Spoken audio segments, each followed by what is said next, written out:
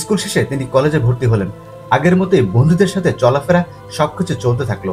এবারে তিনি পুরোপুরি নাস্তিক হয়ে গেলেন। মুসলিম হিসেবে জন্মগ্রহণ করেও ইসলাম থেকে তখন তিনি অনেক দূরে চলে গিয়েছিলেন।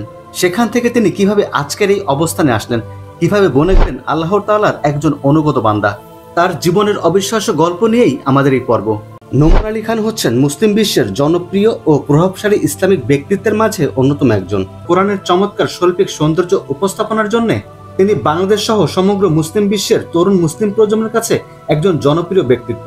বিভিন্ন আন্তর্জাতিক সভা, সেমিনার ও অনলাইনে তার বক্তব্য শুনে অসংখ্য মানুষ ইসলামের দিকে ফিরে আসছে এবং ইসলাম গ্রহণ করছে।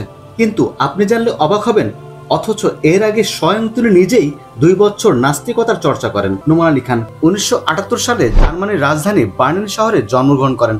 নোমান আলী খান বর্তমানে তিনি the Bayyinah institute for Arabic and Quranic স্টাডিজের প্রতিষ্ঠাতা, সিইও এবং প্রধান উপদেষ্টা। তিনি জার্মানিতে জন্মগ্রহণ করলেও শিশু নোমান 6 মাসও সেখানে থাকেননি। তার বাবা পাকিস্তান দূতাবাসে চাকরি করতেন বলে তাকে সপরিবারে পাকিস্তানে চলে আসতে হয়।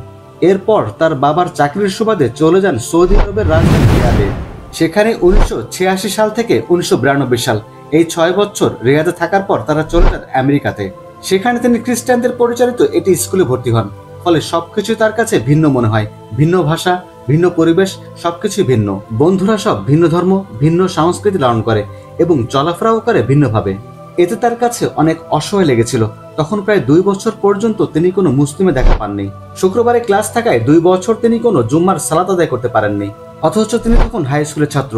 তার বন্ধুদের আচার আচরণের মধ্যে নৈতিকতা এবং ধর্মের কোনো ছায়া ছিল না। ফলে ধীরে ধীরে তিনিও তাদের আচরণে অভ্যস্ত হয়ে পড়েন। তাকে বাধা দেওয়ার কেউ ছিল না, এমনকি তার পরিবারও না। একসময় তার মাঝে অপরাধবোধ জেগে ওঠে, কিন্তু কিছুই করার ছিল না। হয় তাকে ধর্ম ত্যাগ করতে হবে, না হয় স্কুল ত্যাগ করতে হবে।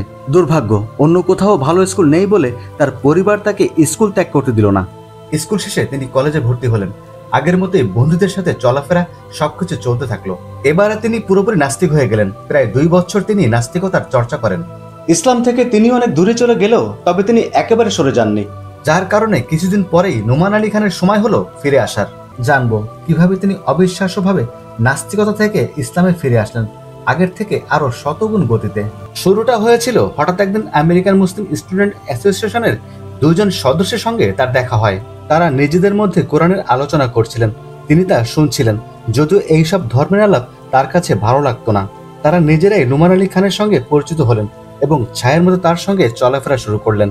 তবে তারা কখনো সরাসরি নোমান আলী খানকে কোরআন পড়তে কিংবা সালাত আদায় করতে বলেননি, এমনকি কখনো ইসলামের দাওয়াতও দেননি। কিন্তু ঘন্টার পর ঘন্টা, দিনের পর দিন তারা নোমান আলী খানের সঙ্গে সময় কাটাতে লাগলো।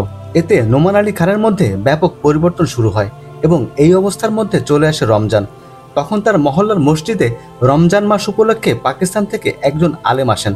তার নাম ছিল ডক্টর আব্দুস সামির। তিনি প্রতিদিন 1 পারা করে কোরআনের অনুবাদ এবং সংক্ষিপ্ত তাফসির করতেন। নোমান আলী খান আব্দুস সামির সকল আলোচনায় অংশ নেন এবং তিনি সম্পূর্ণ কোরআনের তাফসির শুনে শেষ করেন। কোরআনের এই ধারাবাহিক আলোচনা শুনে তার কাছে মনে হয় এইবারই প্রথম তিনি কোরআন শুনছেন।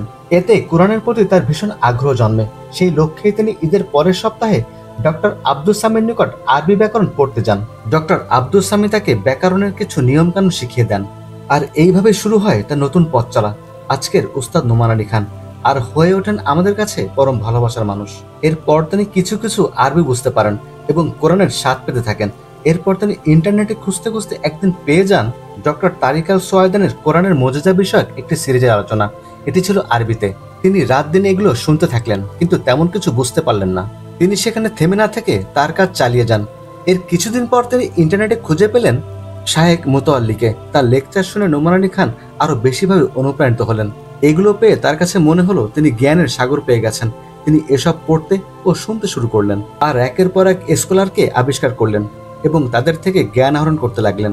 এরপরে তিনি দিনের পর দিন পরিশ্রম করলেন আর নিজেকে বোঝালেন যে করে হোক আরবি শিখতে হবে।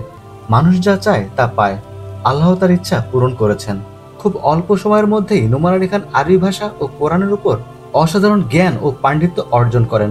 চমৎকার উপস্থাপনা, সহজ সরল পদ্ধতির কারণে পৃথিবীর নানা প্রান্তের মানুষ আজ কোরআন শেখার জন্য তার কাছে ভিড় করছে। নোমান আলী খান সিদ্ধান্ত নিলেন যত কষ্ট করে তিনি ইসলাম ও কোরআন শিখেছেন ততটা কষ্ট যাতে অন্য মুসলিমের করতে না হয়। সেজন্য তিনি 2006 সালে বায়ানা ইনস্টিটিউট সংস্থা গড়ে তোলেন এবং বায়ানা টিভি নামে একটি ওয়েবসাইট চালু করেন। তার উদ্দেশ্য মানুষদের কোরআনের স্বাদ পাইয়ে দিতে হবে, তখন সবাই নিজে থেকেই আরবি শিখতে চাইবে, যেমনটি স্বয়ং তার নিজের ক্ষেত্রে ঘটেছে। তিনি মনে করেন তার মতো লক্ষ লক্ষ তরুণ দিশেহারা হয়ে আছে, তাদের কাছে একবার যদি কোরআনের মুজিজা তুলে ধরা যায় তাহলে তাদের জীবনের পরিবর্তন আসতেই হবে। নোমান আলী খান কোরআনের গভীর শিক্ষা সহজভাবে ব্যাখ্যা করে আমাদের জীবন পরিবর্তনে উৎসাহিত করেন। ভিডিওটি কেমন লেগেছে অবশ্যই আপনার মূল্যবান মতামত জানাতে ভুলবেন না। ভালো লাগলে সাবস্ক্রাইব করে আমাদের সঙ্গে থাকুন। আজ এই পর্যন্ত, ভালো থাকবেন সবাই।